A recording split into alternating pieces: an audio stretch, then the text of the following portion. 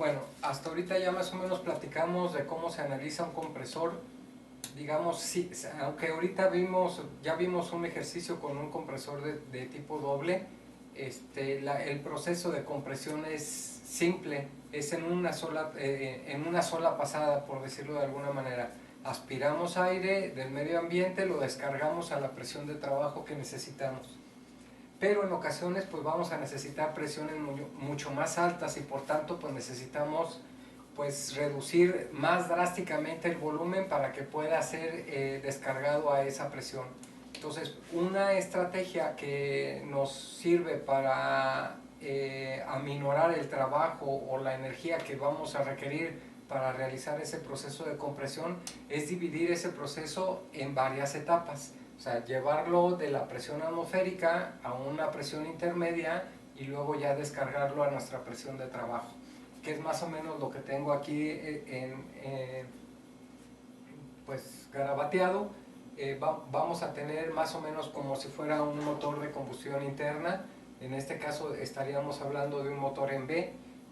Lo podemos encontrar tanto en B como en línea, dependiendo del diseño de los compresores, pero más o menos sería su estructura. Vamos a tener un pistón de baja presión y un pistón de alta presión.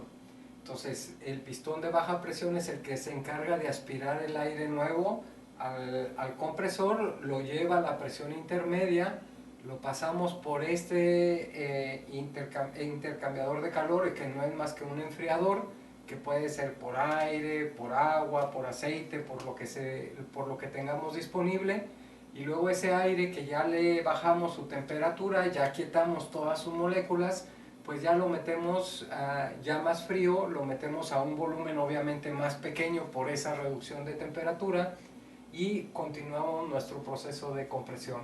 Entonces, una cosa que hay que observar de entrada es que a partir de la termodinámica podemos identificar si un compresor es de una etapa o de dos etapas.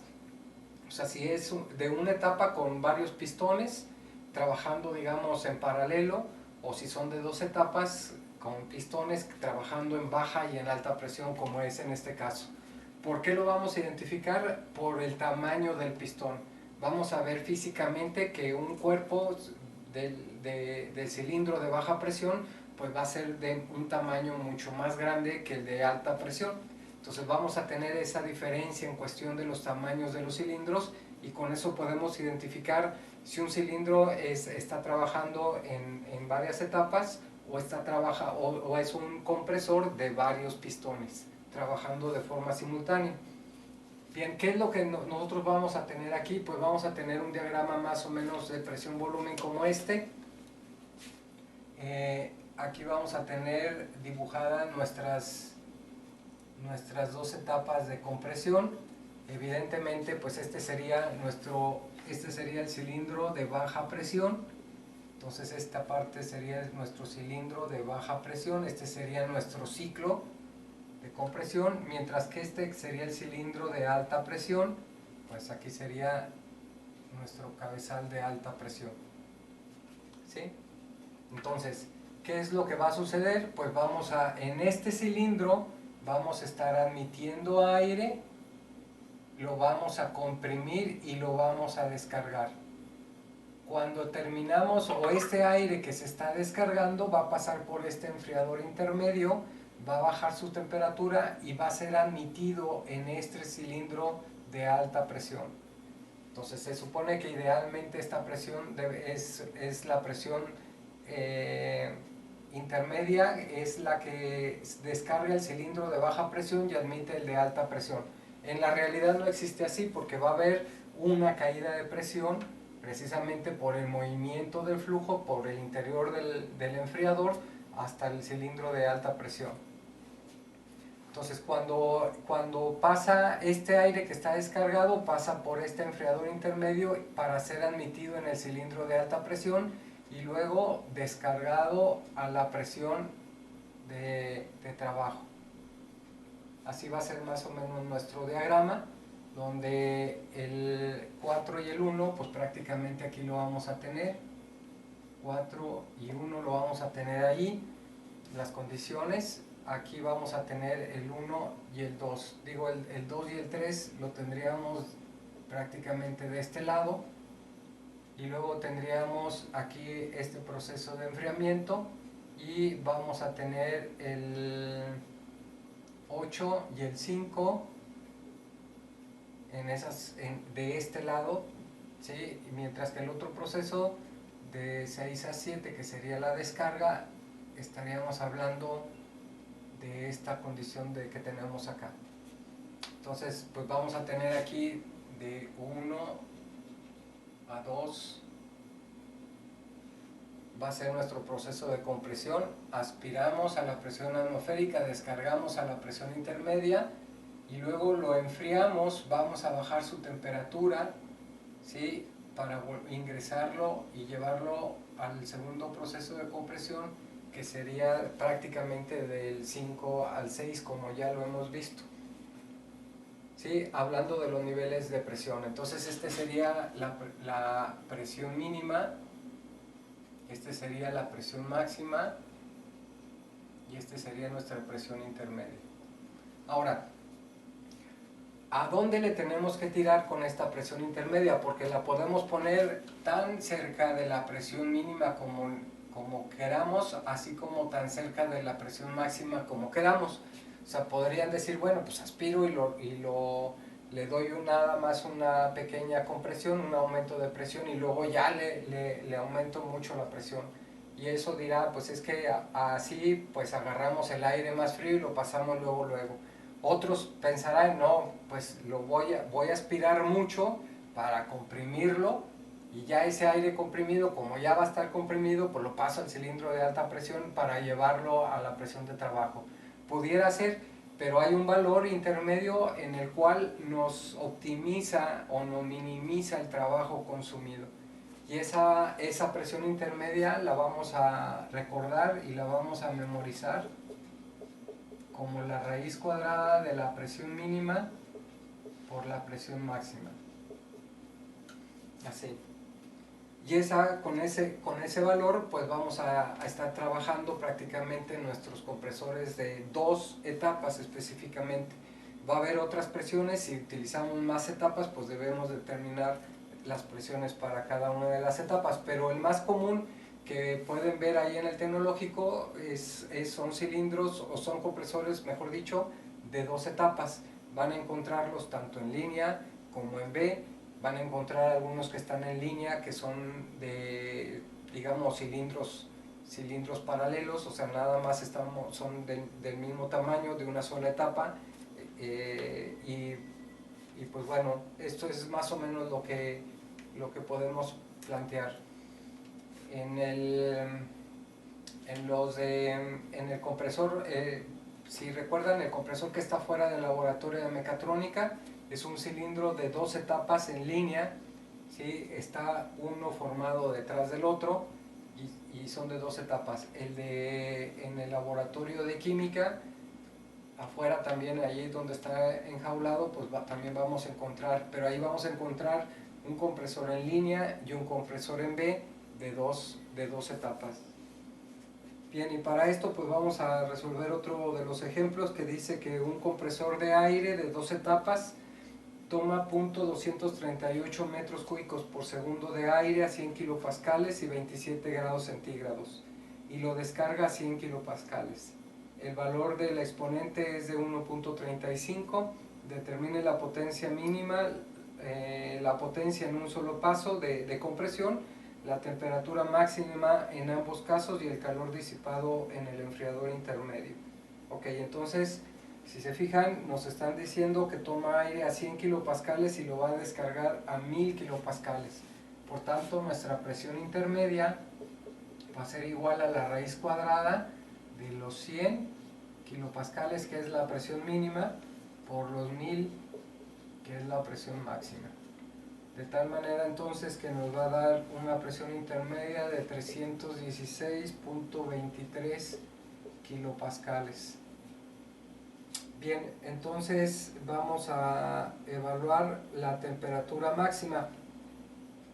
Y en este sentido, En este sentido, y antes de continuar, voy a acotar esto. Si yo saco esta presión intermedia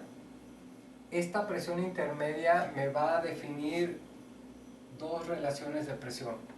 Una relación del cabezal de baja presión, que va a ser igual a la presión intermedia entre la presión mínima, y otra relación del cabezal de alta presión, que va a ser igual a la presión máxima entre la presión mínima,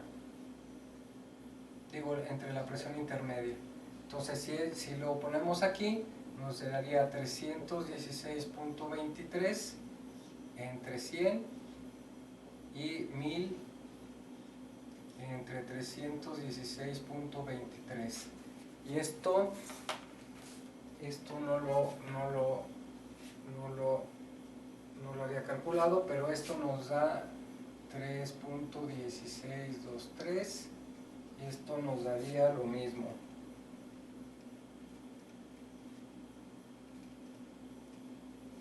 ¿Sí? Nos daría lo mismo, 3.16225, que prácticamente es eso. Entonces, ¿qué significó?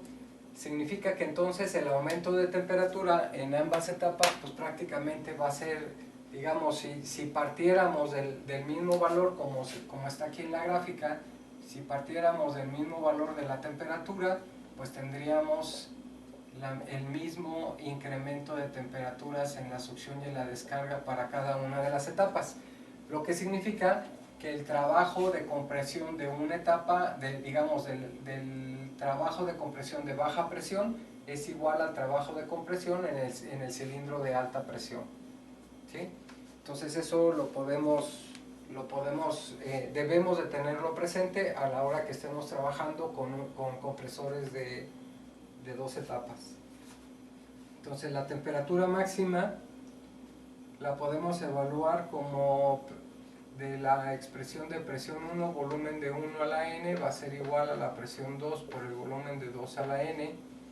Ya conocemos la presión 1, entonces vamos a sustituir el volumen de la ecuación de estado, nos quedaría presión 1 por el volumen, que sería M por R por la temperatura 1 entre la presión de 1 elevado a la n, y esto va a ser igual a la presión 2 MRT2 entre la presión de 2 elevado a la n. Entonces de aquí podemos, pues ya nada más hay que despejar, vamos a despejar la temperatura de 2. Para ahorrar, pues ya nada más voy a anotar que la temperatura de 2 va a ser igual a la temperatura de 1 por la presión de 1 entre la presión de 2 elevado a la 1 menos n sobre n. Entonces ya vemos que la presión de 2 es igual a la presión intermedia, que es la que tenemos aquí, y sustituimos valores. ¿Cuánto vale la temperatura de 1? La temperatura de 1 vale 27 grados centígrados, que serían 300 Kelvin.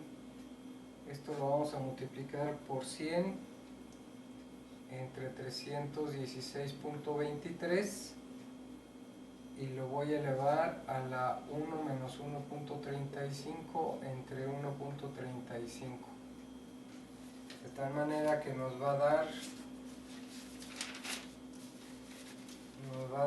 un valor de la temperatura 2 de 404.34 Kelvin.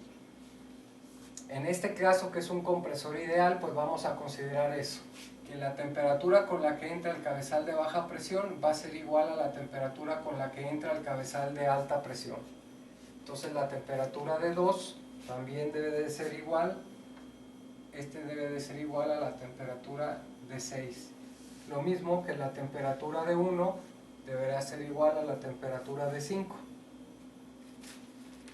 Bien, ya podemos evaluar entonces, de aquí podemos evaluar cuánto trabajo va a ocupar la primera etapa, ¿no? Entonces podemos poner que la potencia del cabezal de baja presión va a ser igual a N entre 1 menos N por la presión 1 por el flujo volumétrico de gas admitido, que multiplica a la relación de presión elevado a la N menos 1 sobre N menos 1. Ya sustituyendo valores nos va a dar 1.35 entre 1 menos 1.35 por 100 por el flujo que nos dieron como dato, que sería 0.238, y esto nos va a dar, lo vamos a multiplicar por una relación de presiones de 316.23 entre 100, y lo voy a elevar a 1.35 menos 1 entre 1.35 menos 1. Eso nos da menos 31.93 kilowatts. Espero que esté bien la operación.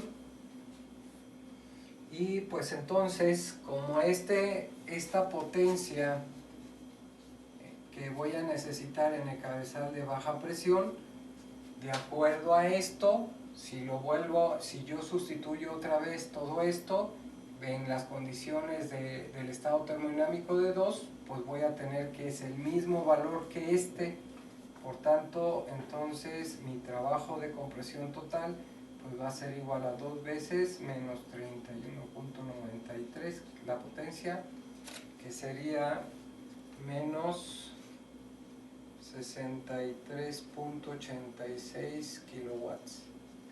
Con eso ya tendríamos desarrollado uno de los incisos. ¿Cuánto es la potencia que necesitamos para comprimirlo? Ok, entonces ahora vamos a desarrollarlo como si fuera una sola etapa. Entonces voy a borrar aquí.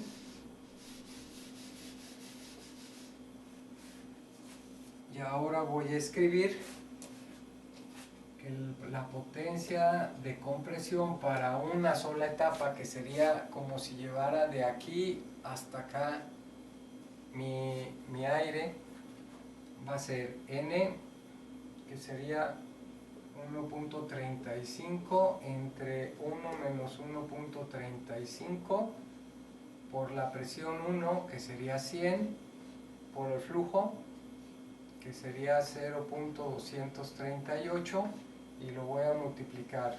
Ahora lo voy a multiplicar por la presión máxima, que sería 1000, y lo voy a dividir entre 100, y lo voy a elevar a la 1.35 menos 1 entre 1.35 menos 1. ¿Okay? Y eso nos va a dar un valor de menos 74.93 kilowatts.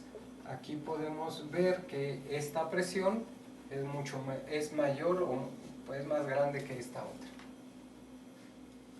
¿Sí? Entonces, pues ya con eso podemos ver que la compresión en varias etapas nos sirve precisamente para eso, para reducir el trabajo consumido.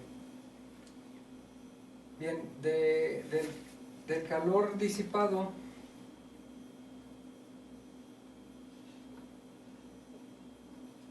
yo lo puedo expresar como de esta manera. De la primera ley de la termodinámica, si yo aplico aquí mi balance de energía, voy a tener simplemente, no tengo trabajo, tengo que Q va a ser igual a el flujo másico por la diferencia de entalpías. No tengo entalpías, pero tengo temperaturas, ¿sí?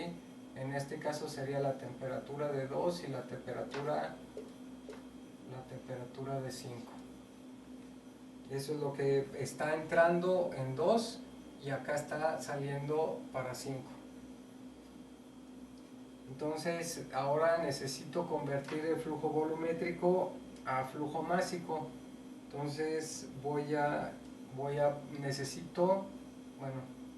escribir flujo de gas admitido, o el flujo volumétrico que estoy obteniendo entre el volumen específico de 1, nos daría el flujo másico por el Cp por la temperatura de 2 menos la temperatura de 5. ¿Cuánto vale el volumen específico? Pues de acuerdo a la ecuación de estado, ¿sí? El volumen específico quedaría, el volumen específico, la ecuación de estado es presión, volumen va a ser igual a MRT, entonces si despejo V sobre M sería igual a RT sobre P. Entonces voy a dividirlo entre este que sería el volumen específico, pues sería R T1 por la presión de 1 y lo voy a multiplicar por el Cp por la temperatura de 2 menos la temperatura de 5. Entonces esto nos quedaría 0.238 por 100 entre 0.287 que es la R del aire por 300 por 1.005 por 404.34 menos 300. Entonces eso nos daría 28.99 kilowatts, ¿sí? Calor liberado. Calor liberado. Bueno, de hecho nada más hay que tomar en cuenta que esto tiene que ser negativo porque aquí yo lo puse al revés.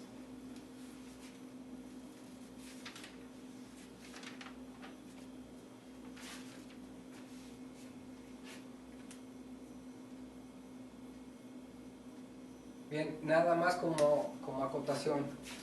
Fíjense bien, esto yo lo tengo que considerar para poder diseñar este intercambiador de calor. Este intercambiador de calor me tiene que garantizar que yo voy a transferir 28.99 kilowatts.